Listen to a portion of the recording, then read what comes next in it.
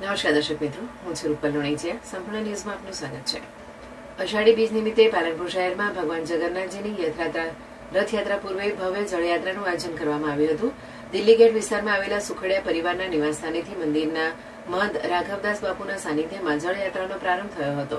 જળયાત્રા પૂર્વે વિધિવત પૂજા અર્ચના અને ધાર્મિક વિધિઓ સંપન્ન કરવામાં આવી હતી. ત્યારબાદ 11 નદીઓના પવિત્ર જળ સાથે 51 દીકરીઓએ જળ કળશ ધારણ કરી યાત્રાની આગેવાની કરી હતી.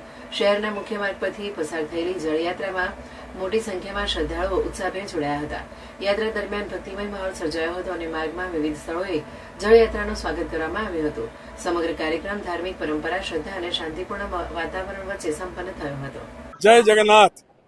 આજે અષાઢી બીજના પહેલા ભગવાનની જળયાત્રા અહીંયાથી નીકળે છે. આ વખતે જળ ચડાવ અમારો સુખડિયા પરિવારે લીધો છે. 11 નદીના પાણી અમે ભેગા કરી અને અહીંયા બધા જળમાં પધરા માટે પાણી અમે ભેગું કર્યું છે અને એ જળયાત્રા કળશમાં લઈને અને બધા 51 બહેનો એ સાથે અને મહારાજને ડીજે બધા સાથે અમે અહીંથી યાત્રા કરવા છીએ. એ રામજી મંદિર જશે અને ત્યાં ભગવાનને એ બધા પાણાથી અભિષેક થશે. એ ભગવાનને સ્નાન કરાવશે અભિષેક, અને પછી ત્યાંથી આપણે ભોજન પ્રસાદ લઈને અને બધા છૂટા પડવાનું છે.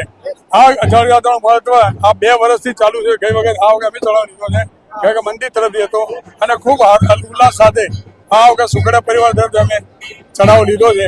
બધાને ભગવાનને પ્રાર્થના કરે બધા સુખ શાંતિમાં રહે અને બધાના આરોગ્ય સારા રહે.